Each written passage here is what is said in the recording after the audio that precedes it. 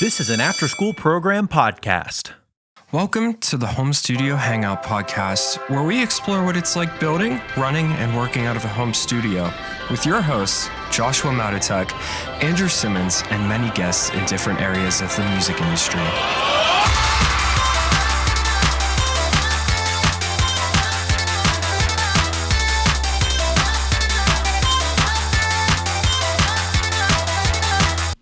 Welcome back. It's another podcast episode with me, Josh, and my friend, Andrew. Look at that. We didn't even have to rehearse that. I know, man. Today continues the My First series, and we're going to be going over the My First session. So this is the time where you've set your stuff up at your house. You've probably been recording, yourself or some friends or whatever, but now it's time to get paid. Now it's time to try and book a session from somebody in your community. It may be a friend, but it's time to charge for it. It's time to do a song either from beginning to end, or whatever you're deciding that you're going to do, right? So we're going to get into it today, Josh. My first session, we're going to start with, how do we book a session? How in the world do we book a session, Josh? I don't know, man. I don't know. So, nobody is going to hire you if they don't know what you do. Mm-hmm. So, the first step is to make friends, talk to artists, talk to bands, let them know what you do. And eventually, you're going to find somebody who's like, man, I really need my stuff recorded. And then you say, great, let me help you out with it. Mm-hmm. I mean, you're more than likely to use a friend than a random stranger. Or even, honestly, you're even more likely to use a friend of a friend. And that is where the sweet spot is, honestly, is, you start getting into either your local scene or your area, or even just your online kind of Facebook groups or Instagram groups or whatever, getting in with different subgenres of, talking with people, and you start hitting up people and having good conversations, and you're on their mind whenever their friend comes and says, hey man, I think we're going to do a record, or their friend is like, I'm starting a new band, or even maybe they are like, I think I'm going to start a band, or I want to make some new music. You're going to be, first on their mind because you've been their friend. You've been talking to them. You've been, providing, a genuine friendship. That's the other thing. You can't go into this not providing a genuine, interaction and genuine friendship. It's because then it's just very sleazy. For sure. I mean, I think it's really important to just focus on finding people that you vibe with and finding people that that you can help. Most definitely. So let's say for the scenario, you've been doing all this, you got a friend, and then a friend of theirs is like, hey, I'm looking to do I'm looking to do a record, and I need somebody to help me do the record. And your friend says, hey, I know you, and I'm going to suggest that they come to you, and they say yes, and they talk with you. They say, hey, my friend suggested that you help me with this record. All right, dope. Got somebody in, they agree to your price, whatever that may be, depending on what you're doing. Awesome. So we're going to kind of go with this two ways. We're going to talk like we did with the My First Studio series. We're going to talk to the people that are doing 100% in the box or at their own home. And then we're going to also talk to the people that are doing the more mothership style, where you're going to the studio for certain things, like maybe vocals or drums or something, or hiring a few things out. All right, so first, pre-production. Honestly, I think pre-production is crazy important. And I have songwriting kind of lumped into here as well. Because I know, Josh, you kind of fall in with a lot of people when they're in this area, right? Yeah, for sure. This is more where you live. It's also a really cool place to learn. Like, I think if you're starting out, like if you just start being like, hey, like, let me record your demos, like, you learn a lot because like you kind of get into that creative mindset with other people really quickly, and then you get to give your best crack at it, and if you fail, at least it's just a demo. And True. I think that there's definitely a lot of value to that, like as a new producer or whatever you call yourself, because you're meeting these new people who are either still writing songs or just wrote them and they're still working things out. And then you basically get to sit down and kind of help them organize their thoughts. And it's a great way to like really understand like the anatomy of a song. For sure. And it helps you, honestly, at least I found it helps you deepen the relationship between you and the artist, whether it's just an individual or the band. Like, honestly, the majority of the time that you see bands like hanging out and having fun and trying stuff is in this stage. That's how Sam and I became friends. Really? Yeah, so I knew his drummer Jay way before I knew Sam, and Jay like hit me up and he was like, "Hey, or would you be able to help me with my band's demos?" And I was like, "Sure." So I just like did some demos for him, hung out, and that's how I met Sam. Now we're like best friends. And you've written many a heater together. Yeah, many a heater. So like, yeah, I think that it's really great because there isn't a ton of pressure to it, and you get to really understand like how songs work, how people think, what worries artists, what doesn't worry artists. And then like you also get to kind of start putting things together like, okay, well, he's playing that in the room and I hear it like this in the box. And so, starting to make those creative connections like as a producer. Yeah, and like you said, even if you're only doing this part, right? You're only helping with the songwriting and the pre-production.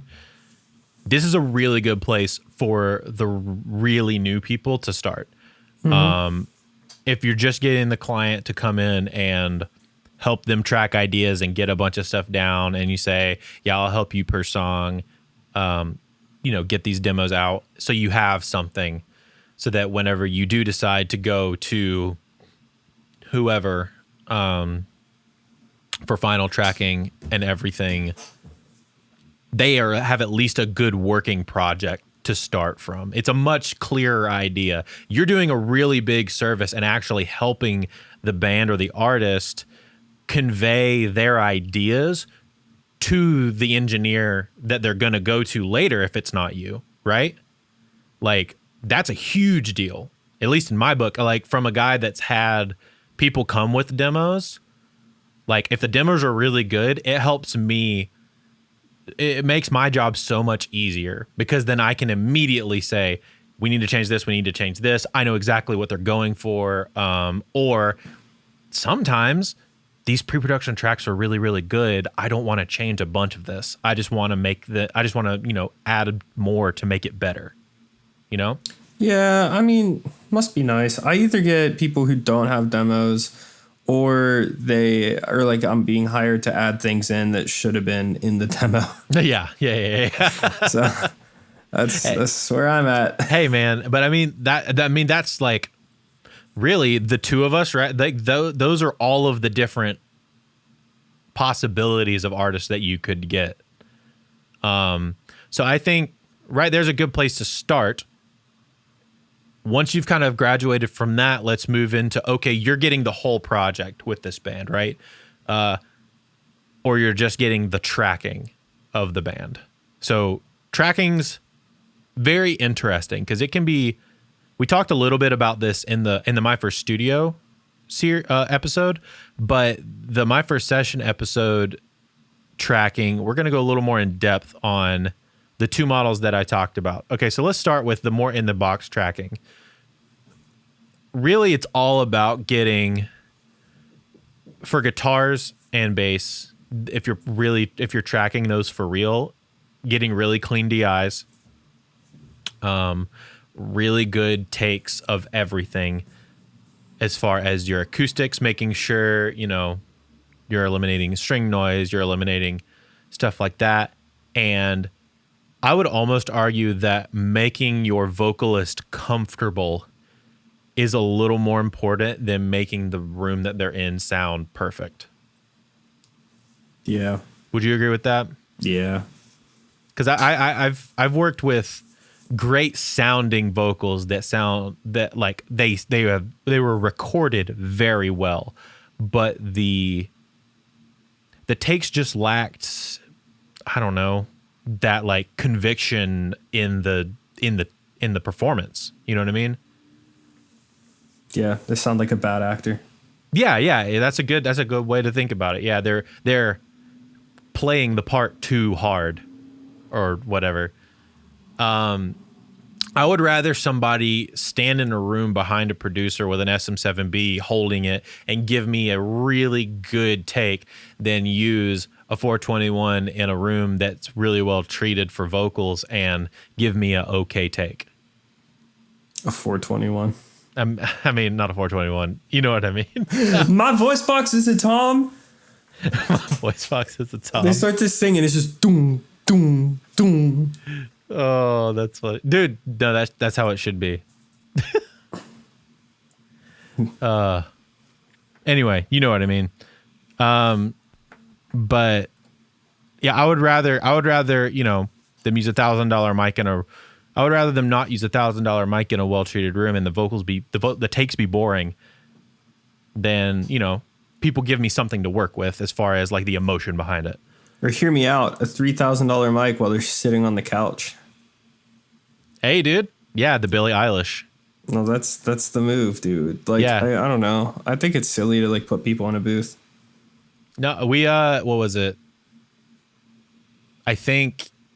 Oh no, we haven't released this episode yet. But me and Shane talked about the Billie Eilish thing where she did a TLM 103 sitting on her bed. Mm-hmm. Like that's her entire record. Is just a TLM 103 on her bed. All of her last record was that, and then her new one, like, it's the same thing except now they're using a Chandler Red mic.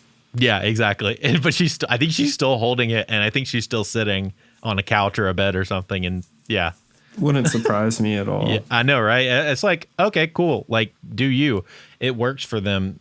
Yeah, I think tracking is all about. You want everything should make you feel something, right? I think just getting the takes because you're getting the takes is like not a good way to approach it. There are certain ways to play guitars, and this is like a really weird thing that I, up until like probably 3 or 4 years ago, I didn't really understand. But when I started doing more higher level tracking, there's just certain ways to play guitar that just sound better than others. Like certain ways you hold the guitar, ways you play a shape, the way you strum the strings, what kind of pick you're using, and that level of detail is kind of across the board, right? It's the detail in new strings. It's the detail in the right pick, not what they're comfortable with necessarily, but the right pick for the sound that they're going for. You know, that does make a difference, in my opinion. I mean, even talking about synths, right? The right synth. It just can't be any synth. There's a huge difference in a synth that's layered 5 times. You're like, okay, that sounds like a synth that's been layered 5 times, or one really well sound designed synth that fits the part perfectly. Yeah.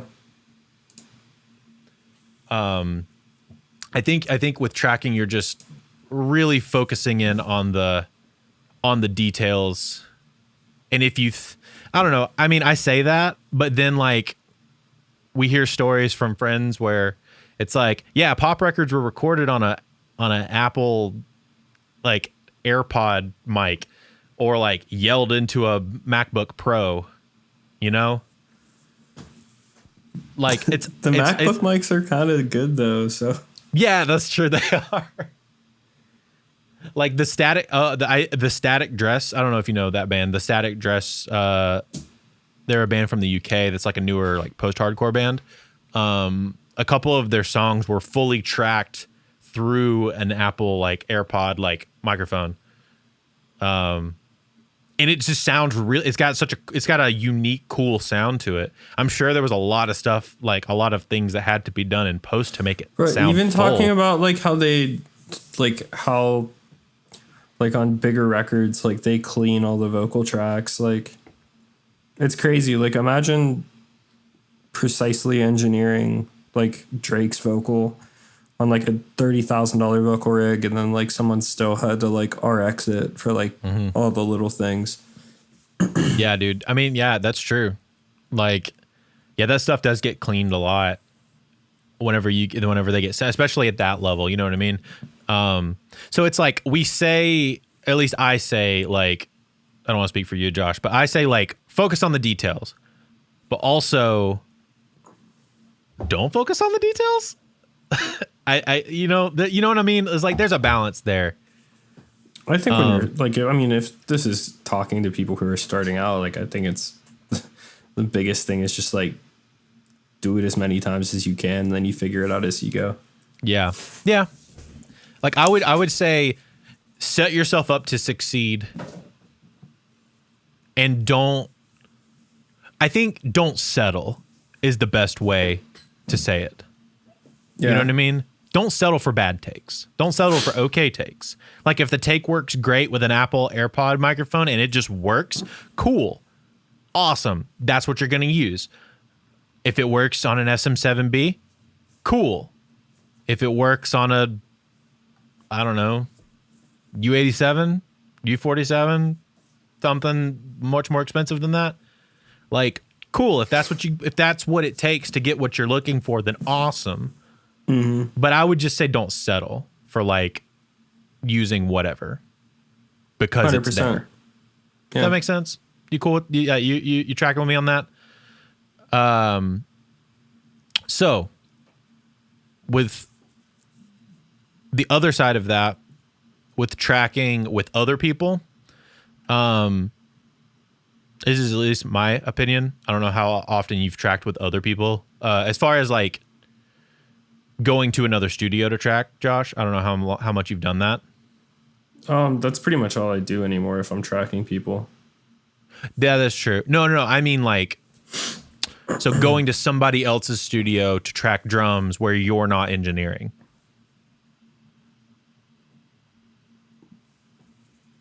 What? Does that make sense? Going to a studio that isn't yours to track drums, but you're also not engineering. Like you're hiring somebody to track drums for you. Oh, no. Yeah, I've never done that. Okay. I thought you meant like I was going to rent out a studio and hire an engineer for me to watch them track drums. No. So in that situation, you're more of the producer. Solely. Like you're not really more the tracking engineer. You're really the producer that's involved in like making sure that the takes are still good. Does that make sense? Yeah. Locking in with me? Cool. I would say, firstly, sometimes you may not necessarily want to be there. If you can be there and you're kind of overseeing the record, you should definitely be there. I've had records where I've like been not able to make a drum tracking session or a vocal tracking session, and I 100% of the time it's never been as good as I wanted it to be. Every single time. Like it's been a situation where it's like we're tracking vocals and like I have to go to like me and my wife have to go like out to eat for her birthday, or I'm sick or something like that. And it's like I just can't physically be there. And it's never been a situation where I have liked what has come out on the other side. Yeah, well, I feel like also like a lot of like people who are just engineers, they're so focused on getting the best sonic take, like they don't really care about the performance. So it's like, yeah, like these drums sound like they're radio ready. Yeah. Meanwhile, like the performance sucked. Because like that's why vocal producers are a thing. The only people who don't have vocal producers are like the really good vocalists who know what they want and are their own vocal producer. Well, and they just need a good engineer. I was gonna say Ariana Grande is a good example of that. Yeah. like she self-produces a lot of her, and she like self comps sometimes. Yeah. She's crazy. She is crazy. And she'll say, "Oh, I like this word," and yeah, she'll do the really detailed work that you expect from a vocal producer on her own. And as an artist, that's pretty wild to see. Like you don't see that very often. I think like there's just a huge disconnect though. Like all these people are like hiring us to like because they want to be the next Ariana Grande, but like they just don't have it. You know, like she has it. Like she gets the bigger picture. You know. And she's willing to put in the work to learn how to do it herself so she can make it that much better. Yeah, and like a lot of people just don't care. They think, oh, well, I'm going to show up and give it my best, and like this guy is going to make me sound like Ariana. Yeah. And it's like, that's not how it works. Yeah, it's not how it works. I just don't. That side of things is a little tricky, and like I said, I think you need to really focus on like I said, the take being emotional, not settling for the crappy take, and not just. This is a reason that I'm not really a big fan of like sessions by the hour. This part right here is kind of why I personally don't like charging by the hour. Is because sometimes you get a take and it's the first take every time. Sometimes it takes 7 or 8 takes, right? To get the right take. And I don't know, I personally would rather, especially if it's a person and an artist that I really feel is got that extra something about them that I think they have potential to go really far.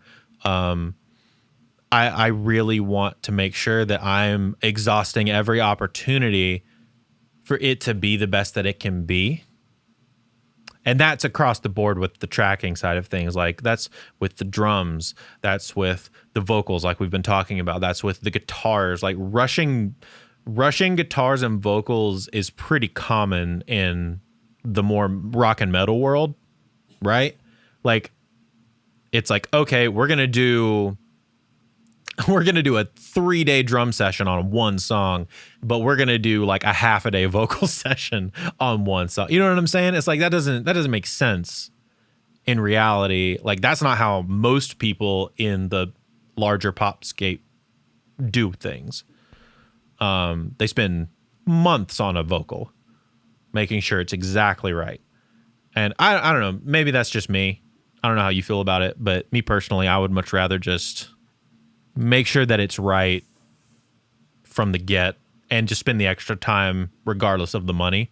I think that's kind of why you've been like either not charging as much, or you've kind of shifted the way that you've approached talking to artists when it comes to that kind of thing, right? Yeah, I just want to work with good artists right now. Because it's just like, I feel like it's really easy to get stuck in this trap of like working with a bunch of inexperienced artists who like really don't have it. And then you spend all day tracking a verse and it's just like, it's not going to be there. Like you see where it needs to be and it's just not going to. And then you're honest and then they get sad and you're just like, yeah, you should be paying a vocal teacher instead of me. For sure. And I think let's talk about that honesty in the tracking session. Let's talk about that. I had to do that a few weeks ago.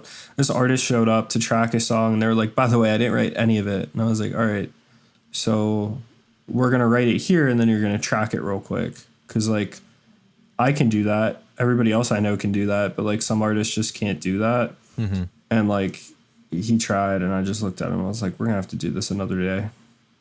Like 20 minutes in, I was just like, I know for a fact you're not going to be able to do this. So don't stress, save your voice, go home and practice. Yeah. And then he went home and practiced and now we're going to go record it for real. Yeah. And it's going to be better. It's going to be way less of a headache for you.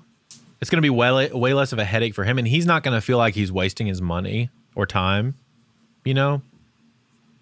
I think that's like, that's a good example of honesty, man. That's a really good example of being super upfront and not being afraid. Because I mean, a lot of people would be afraid to have that conversation with an artist.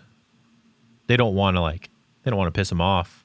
They don't want them to leave or just get fired. You know what I mean? I don't care. Yeah, I know. I don't care about that. I didn't want to spend any more money on studio time. But that's what I mean. It's like I was just like, why are we here today? Yeah, you can't waste your time. Your time is more valuable than that. And not only you got to respect the artist enough and yourself enough to be able to just have that conversation. It's to me, I see it as respecting their time. You know what I mean? Yeah, I say it as being respectful of that. That's me trying to respect them the best, is being honest and not being a jerk. You're not like, yeah, you just don't got it. You know what I mean? It's like, hey man, you obviously aren't going to be able to do this today. So instead, here's what we're going to do. We're going to track this out. You're going to go home. You're going to rehearse. You're going to come more prepared next time. Yep. It's as simple as that. Yeah. I think we said the exact same thing. No, I said is, and you said that. We're close though. There we go. It's like can you vocalize that so it's just like perfect? Yeah, I should. It's as yeah, that would be amazing. So yeah, I think that's enough about tracking. We kind of talked a good bit about it, but I think utmost is don't settle for bad takes and don't be afraid to be honest with who you're tracking. And I think that goes for across the board. Guitar, drums, vocals, whatever. Don't be afraid to tell the bass player that he doesn't need to track bass because the guitar player is going to track it better. So moving on to the next part. So after we're done tracking, we have all of our files. We've got, in a rock focus session, we've got our bass guitar, production, effects, drums, vocals, all done. And for a pop session, we've produced out the song. We've got everything printed, committed, all of our vocals, ready to go. Now it's time to edit.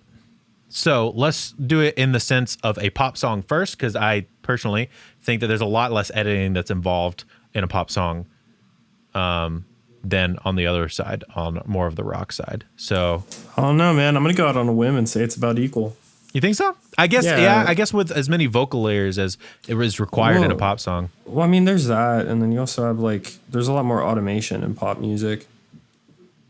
That's true. Well, and that's more, to me, I see that more as mixing.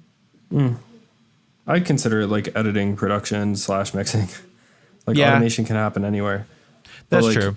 Literally, I was mixing a song for Nick, and then I realized I screwed up because I should have just done the automation beforehand, and it saved the song. Nice.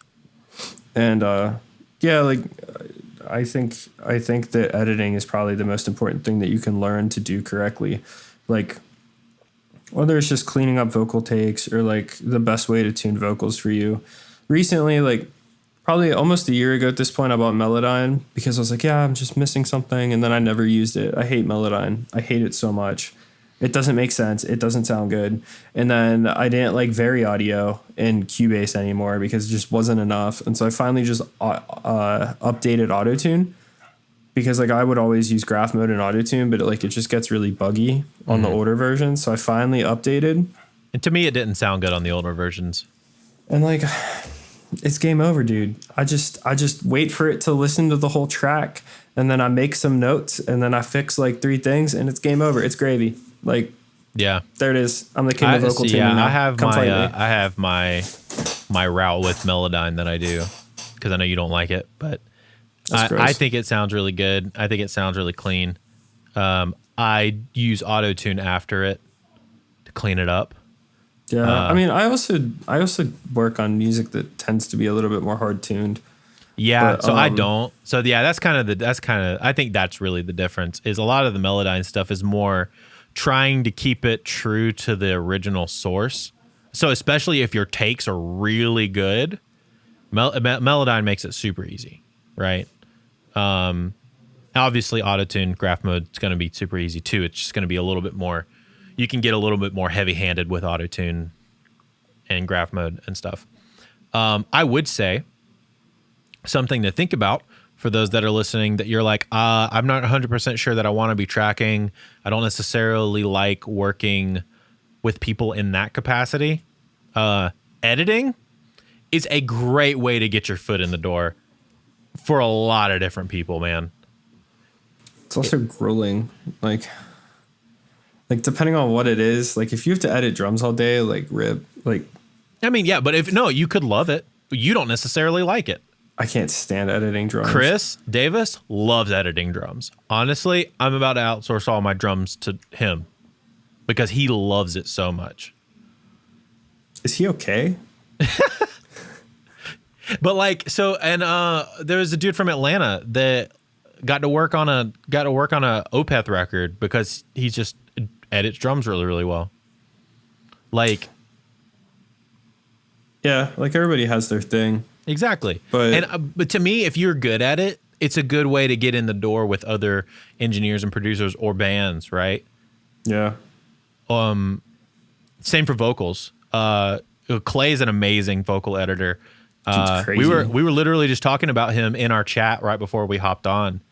I don't know if you saw that, but me and some of the other people were talking about, because I think he does a lot of work for Seth.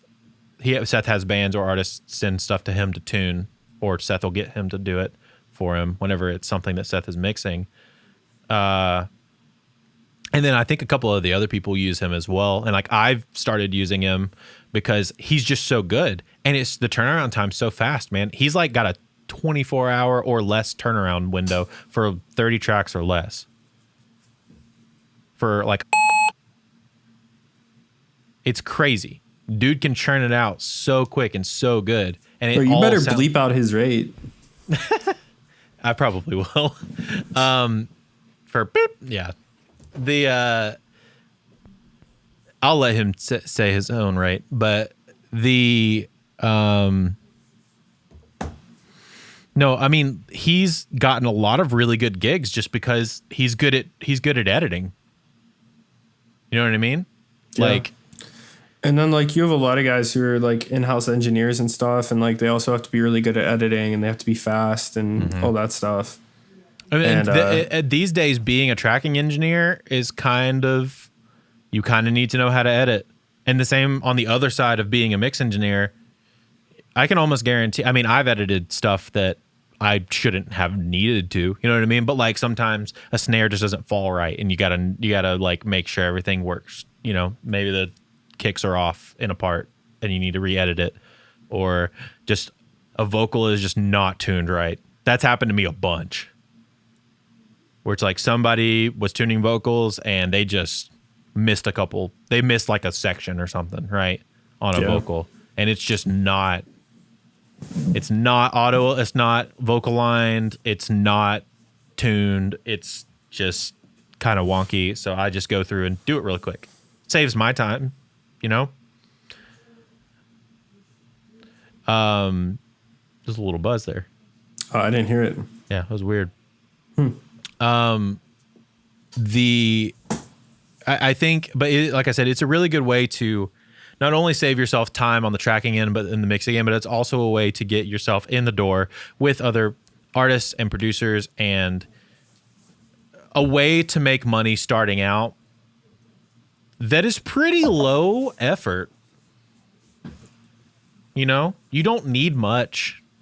No, you just need a DAW and some headphones and maybe some auto tune. Yeah.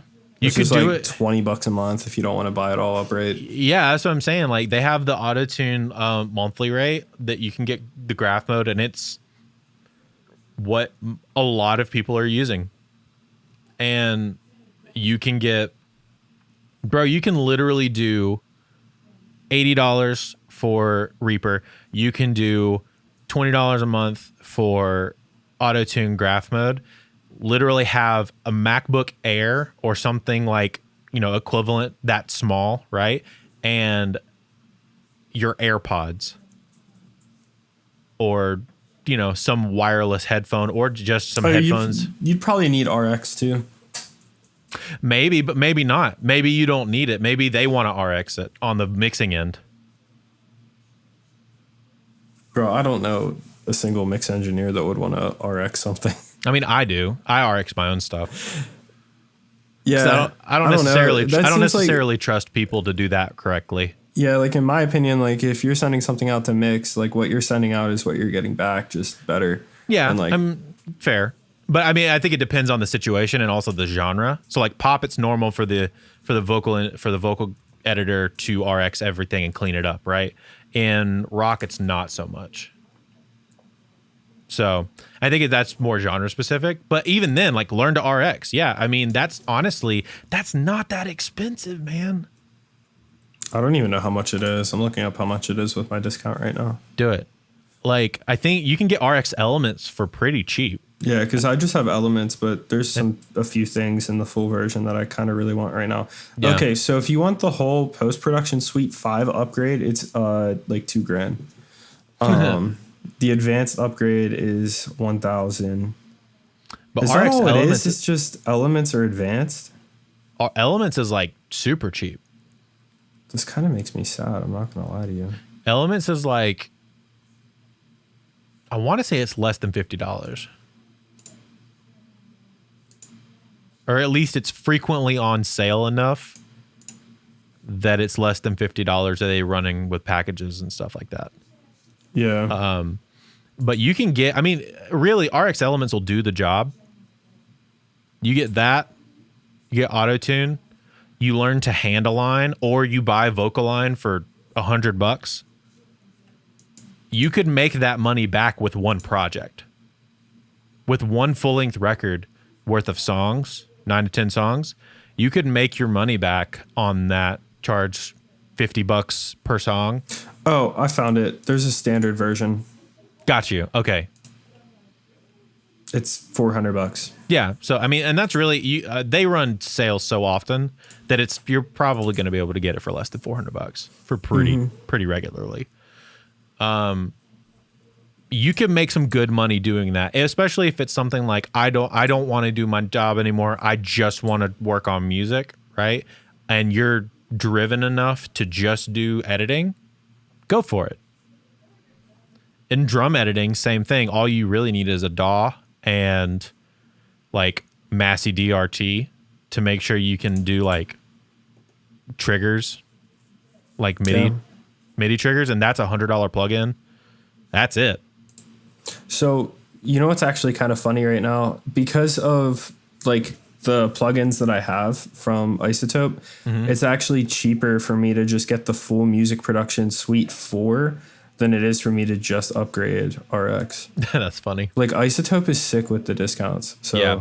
And that's the other thing, man. Even if you get free stuff from Isotope, like you just get vinyl and the stereo widener plugin, that are both free from them, they will still give you discounts. Really? A lot of the time. Like, yeah, that's how I got Ozone cheap. Oh, that's silly. Bro, I'd be getting the buzz now. Yeah, that thing is what I heard earlier. Yeah. But yeah, you get those two things, and then because you have an account with them and you've quote unquote purchased things from them, even though it was free, they will still give you deals. That's pretty cool. Yeah, it's pretty awesome. Hack for those people that are trying to save some money on some stuff. So editing, we've polished all of our tracks. We've guitar editing is something that I kind of want to talk about in a different video, because I want to bring somebody on to talk about guitar editing, and we'll probably bring Clay on to talk about vocal editing as well. But I don't know. There's a lot that can go into those things. There's a bunch of different ways to do it, personally. So we've gotten our tracks all cleaned up. We've gotten every detail hammered out. It sounds incredible. Cool. We're going to the mixing.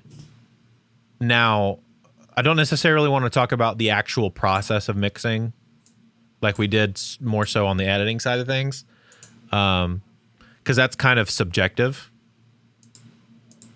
to you and your style and the genre of music that you're working in. And there's a bunch of different factors that kind of go into the mixing and mastering side of things. What I do want to talk about is the communication. And Josh, you've had probably some rough, I mean, I have too, some like situations that have gotten out of hand or mishandled or something by bad communication, especially when it comes to mixing and mastering.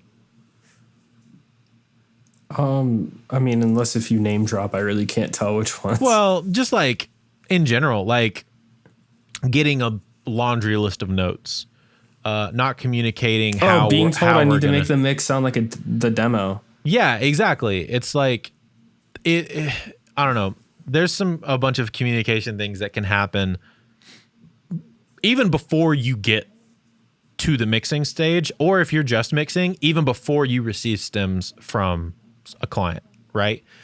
There's some things that you can do, some expectations that you can lay out, and kind of lay out what your process is so that they know what to expect, so that they're not blindsided by the fact that, you know, they're getting a link. They're not getting they're not getting downloadable files, right?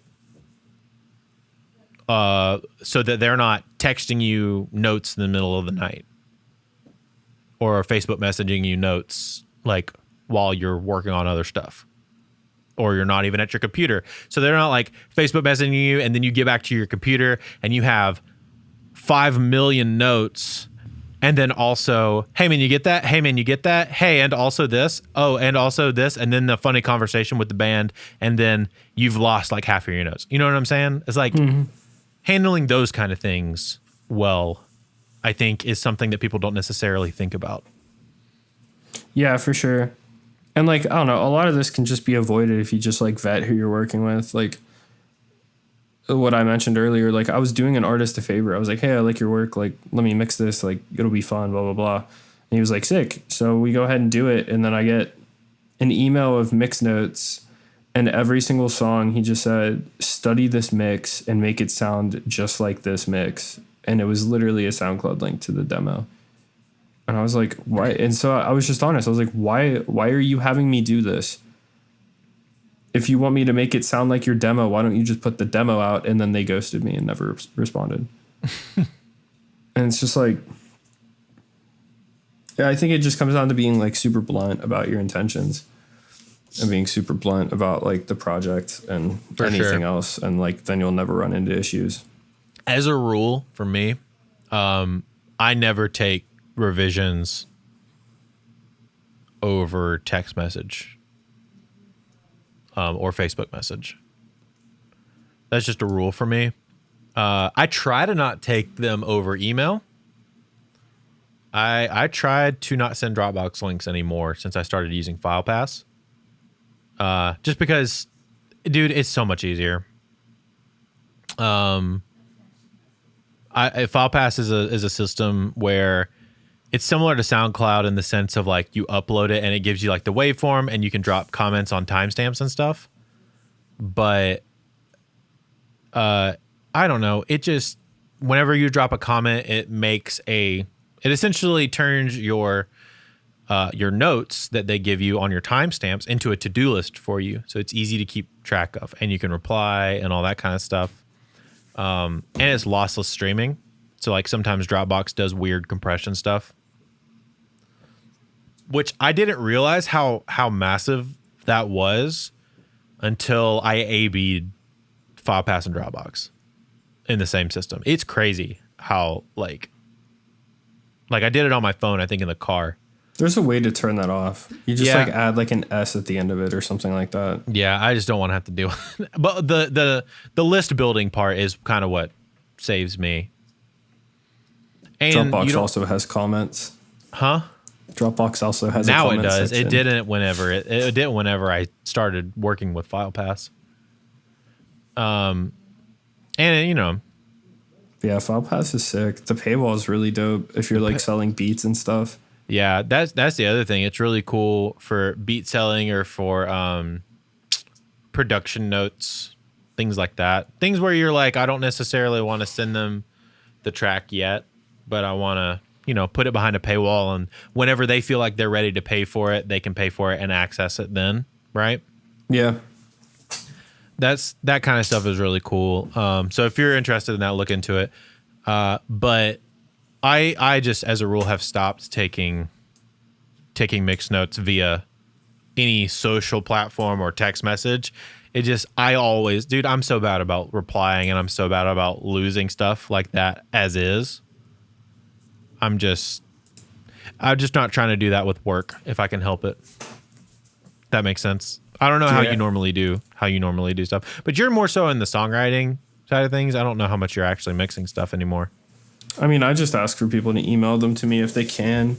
Well, no, I ask them to email them to me if we talk a lot on social media. That's the only time I ask for them in email. If otherwise, I'll just take them through text or whatever. I don't care. Yeah.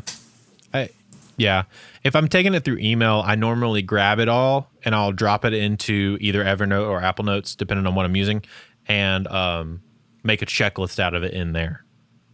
Just so it's easy for me to I still ask for timestamps on everything, though. That's pretty common. Don't forget to ask for timestamps. And a lot of people, I noticed this too. A lot of people don't necessarily understand how to leave mix notes. I've noticed that. Like, they just think like, I can write in the chorus, turn up the word this, or something's weird here. You know what I'm saying? Like, I don't know. It doesn't in the riff, in the second riff or the fourth riff, the eighth note is off. Like, that's kind of, to me, that's not specific enough because I don't know what they're talking about. I prefer timestamps, and I've also noticed having an example in your email when you start with mixed notes is a good idea. Like an example note or whatever. I do that with FilePass too. I go in there and I say, this is how you leave a mixed note, and I drop it in there so they can see. So, and then after we've done one round of revisions or whatever, I'll erase it. But I just kind of do that in the middle of the song so they can see what they can do. But yeah, I feel like, and on the mastering side of things, it's still communication with deadlines, communication with, do I want this crazy compressed? Do I want this to have a little bit more, room, not be hard compressed? Different mastering engineers have different tastes. Different artists have different tastes when it comes to that kind of stuff. Yeah. And I think genre-wise, it's really if you're not going to master a bluegrass record the same way you're going to master a hip hop record. Yeah. So being kind of clear on intentions when it comes to that kind of thing. How much are you taking? Obviously, excluding the incident that happened where he kept sending you the demo, how often are you taking mixing references? Not really often. taking. No. Not really. It's kind of hard to, because it's if they have a demo, then it's fine. I can go off of that. If they hate the demo, I just ask them do you like the direction the demo's going? If they say yes, then I know where to take it. okay. If they say no, then I'm all right, well, how do you want it to hit? I've found that I don't know. I think it really depends on the artist. I like some mixed references for metal stuff. Yeah, well, the only issue is for me, it's just trying to mix metal. It's always just, okay, how can I make this sound like the Death Guard? How can I make it sound more like Holy Hell by Architects? Dude, yeah, anything that Henrique does is just insane. Yeah. And Nolly did that one. Yeah, that's right. Nolly did do that one, but I'm Nolly thinking did about the that one one. before it because that makes it so much better. Yeah, it was really good. That Alien by Northland that Nolly did, that was a good metal mix. It was a great metal mix. Shout out to filthy. Heinrich, bro, on that freaking Dayseeker record that he did. It is so good. Yeah, that's very nice. Yeah, it's a great mix of like pop and metal. Anyway, so we've finished the whole process where they're happy, they've paid you. So what happens after you have sent the final product, Josh? What is some approaches that you can take to, I don't know, what are some things that you can do after you've sent the final, they've paid your final invoice, you know, you're technically done. I've kind of stepped away from all these things that we're going to talk about because I don't 100% believe in them. But I mean, I think it depends on what you're doing. I'm very much like on board with the idea that if like somebody hires you to do something, you should do what you were hired to do and not offer like half-assed advice on anything else outside of it. Because like a big thing that a lot of people are into right now is like the whole like, oh, and then I'll like run ads. And it's just like, don't trust a music producer with ads. Go hire somebody who does ads. Yes. I definitely agree with that. I more so mean in the sense of like, this light is freaking blinding me, dude. Dude, you look so pale. You're glowing. This is what we get for doing it at 5:30, man. You have a little halo going on yours. It's a nice little hairline light. But no, I more so mean like, so a lot. This is really more true for newer artists, because I've had to do this for newer artists before, where I'll send them the final thing and I'll be like, all right, so how are you guys like releasing this? And they have zero clue, right? You can help them with like the basics. Yeah, like I'll help people out with like distro platforms and things like that. It's always either DistroKid or United Masters. Like those are the two easiest and best. Mm-hmm. And then like from there, you know, recommending them like other creatives to work with to get the release together. Like that's always a solid move if they don't know who to go with. For sure. And I think this is where you can have like a, I don't know, bust out the Rolodex and like have a bunch of friends that do music videos, lyric videos, you know, photography. If you have a friend that helps with like press or PR or something like that, and they're a band that obviously if the band fits these people, you know, be like, you could talk to this person, you could talk to this person about music videos. You know, you're going to want a music video for this song. Help them say you're going to want, you know, they're going to need artwork for the single or record, right? Talk to these people that, you know, I think do great work. Give them websites, have them go through the proper channels. Don't do not give people's numbers out. Don't do that. Don't do that. That is a way to get people to not like you very, very quickly. I personally kind of hate it when people give my numbers out as far as like for work stuff.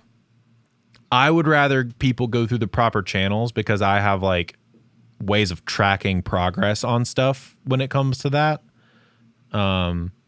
If people reach out to me via like a number that somebody gave them, I'm probably gonna forget it. It's probably gonna not. I'm probably gonna look at it once and then it's gonna go off into the ether of my text messages. But I think adding value in the sense of like being the person that's like connecting the people that you're working with, the artist that you're working with, to other creatives that do cool stuff. You know, I think that's a good way that you can provide. You know, we hear it a lot, but the term provide value, right? Like that gets thrown around a lot. But what a lot of people mean by that is like, I don't know, doing everything yourself. Like, oh, I've done the record, but now I'm gonna going to help them do their artwork, or I'm going to help them, provide a release strategy, which, I've helped bands set up release strategies before for like their first single, but it generally takes way too much time and I don't put a lot of effort into it. So I'd rather not half-ass it. You know what I mean? Right. I would rather put them in contact with somebody who does it better than me, who's going to have more contacts than me, who's going to be able to provide them with something that I'm not going to be able to do. And then another thing that a lot of people forget or may not necessarily forget, but artists just don't do, is make sure you get credited. That should be in your contract. Yeah, if you're doing a contract or like an agreement, like a written agreement, which we actually missed that talking point, Josh. In the talking to band, whenever we started this, we should have mentioned having like a written agreement of some kind, like of expectations and stuff. But I think this is a good place to talk about it because, say we forget that and then they don't follow through, well, then you're kind of SOL. So having a written agreement up front, Josh, kind of what does that look like for you? Oh, it's literally just like a piece of paper that says, I do this, you do this, this is how much it costs, this is what I'm getting credited on, and that's it. And then like I'll send like a bigger like generic freelance one for like bigger projects, but like that's typically all it is. Yeah, and I don't think it needs to be anything more than that. It doesn't need to be like a giant legal document of like 8 pages, which I've seen those before, where people are like, I need you to sign this thing and I need my lawyer to look over it and all this. You know what I mean? It's just like, it doesn't need to be that daunting. I think it just needs to be, hey, thanks for using me. Here's what I expect. Here's what I'm receiving from you. Bullet points. Here's what you should expect to receive from me. Bullet points. I wish to be credited as however you want to be credited as, your name or your producer name or whatever, and your role of what you did. And then they know, so it's not weird when at the end you're like, hey, so just to make sure you're because it could change by the end, you could have done some extra stuff, right?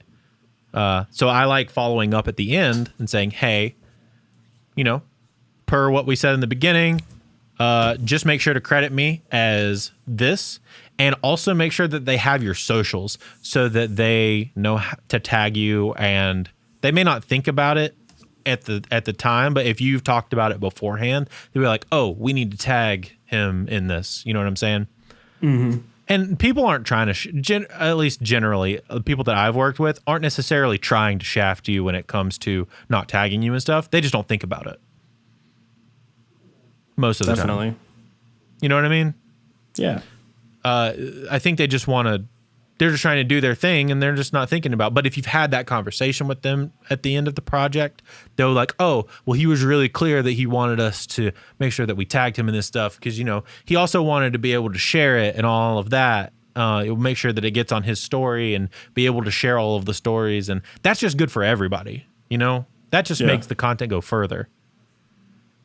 So yeah, I think that's a good place to kind of start landing the plane, Josh. Yeah, man. I think we're going down. Yeah. Yeah. I mean, before we end, let's talk about like, what was your first session, Josh? Yeah, I was probably working with Sam in like this rehearsal space using like. So let's go from the beginning of your first session. Just like talk about it. It was like, hey man, come do our demos, and then I watched Sam scream at his guitar for 4 hours. I had a blast. It was so much fun. The room sounded terrible. The mic sounded terrible. I was using like a Focusrite 18i20, which always sounds like there's a blanket over the preamps, and like I didn't know what I was doing.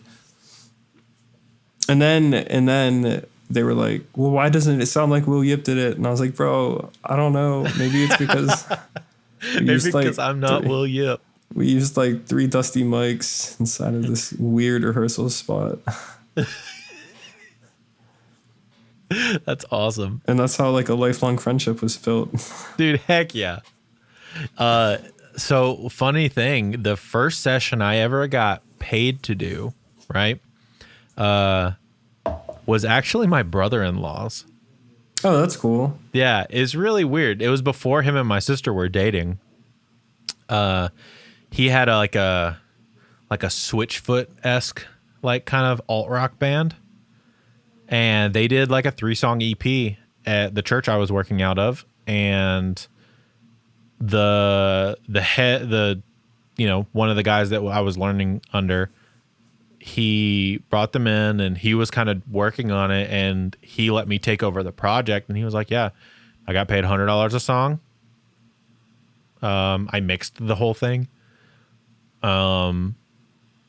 It honestly did sound terrible. I went back and listened to it the other day, and I was like, my stuff sounded terrible. And what's crazy is that was only like 3 or 4 years ago. Like, that's wild. It took me a really long time to like understand that I wasn't good, and then it took me like a very small amount of time compared to the rest of the time to like get way better. Yeah, I think just like making up for all the other years. I think I had kind of a similar thing where it's like I started being okay, right? But I was just okay for a really long time. It took me realizing. I think that was kind of a not good thing for me. Was I started and I was pretty good and they were stoked on it, and I didn't necessarily think. I knew I needed to grow, but I wasn't sure how to, and I was also just kind of hyped up on my own stuff, you know?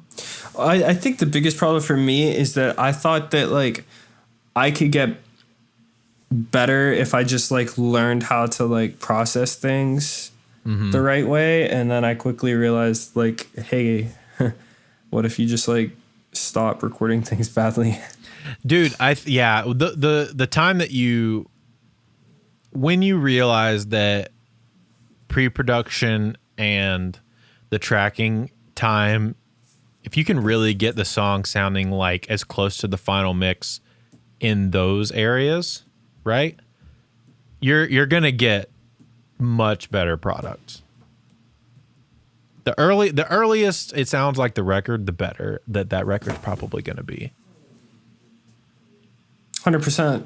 I don't know. I try to make things just like sound like they're ready to go off the mix now, like whenever they're going into the computer. Exactly. No, I mean, I think that's the move. Fun, dude. Well, good convo. It's been a blast, dude. Yeah, it's been dude. a blast. I think I'm going to go make another smoothie or something because that one was really good. Oh, dude. Kiwi mango? It was kiwi, mango, banana, blueberry, strawberry. I'll just put in everything that I had. Just fruit smoothie. Dude, it was so much fruit and then a bunch of kale, and I was just like, I am thriving right now. Dude, heck yeah. Well, yeah, I mean, to be honest, it didn't taste that good, but like it was okay. It didn't taste that good, but it was fun. I put vegan protein powder in there. I did a bunch. So, bro, go thrive with a smoothie, man. Guys, thanks for coming and hanging out and listening. Don't forget, share it with somebody that might need it. Be sure to drop a comment on the Instagram post that this is from, or on the YouTube channel. Subscribe on Apple Podcasts. Follow us on Spotify. Subscribe on YouTube. The whole 9 yards. Leave us a review on the Apple Podcasts or share it on Spotify to your Instagram. Thank you so much for hanging out with us today, Josh. Thanks for helping me teach some people about their first session and like some practices. Always, my dude. Yeah, dude. And we are out of here. Bye. And that's it for this episode of the Home Studio Hangout podcast. Thank you so much for listening. Please check us out on your favorite podcasting platform. Leave a review. It helps the show so much. Kind of get out there for new people to find. If you want to watch this, if you aren't already, check us out on YouTube by searching Home Studio Hangout. And thank you so much again for giving us your time and your attention. And remember, keep on creating.